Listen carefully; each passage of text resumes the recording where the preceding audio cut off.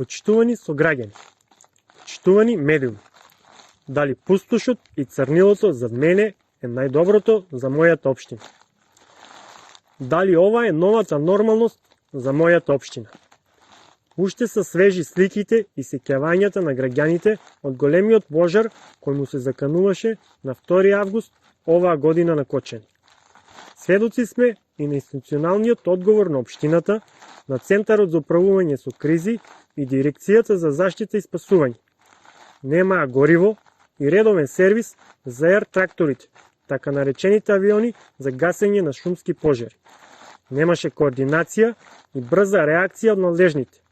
Чиста среќа и големата масовна мобилизација на граѓаните на Кочани не дозволија да има и човечки жртви.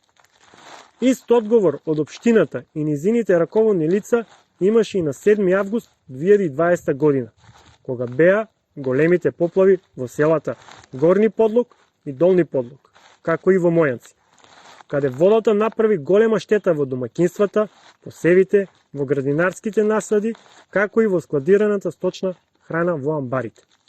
До каде е постапката за обештетување и исплата на паричните средства на поплавените имоти? Насекаде гледаме хаос и загубена перспектива. Луѓето се разочарани. Власта тоа го користи и го злоупотребува. Ние имаме знаење и програма со многу проекти. Свесни сме за околностите и одговорноста која преземаме. Затоа ние гарантираме од областа на безбедноста и противпожарната заштита за Кочани. Возила за територијалната противпожарна единица Кочани. Застараниот возен парк налага набавка барем на едно противпожарно возило, кое во наредниот период планираме да го набавиме за ефикасно извршување на задачите.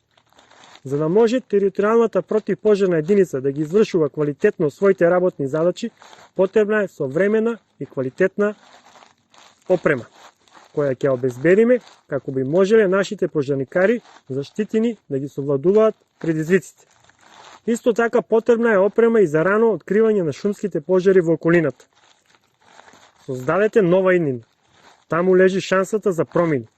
Нова иднина за секој од вас, за секој дом, за семејство, улица и населено место.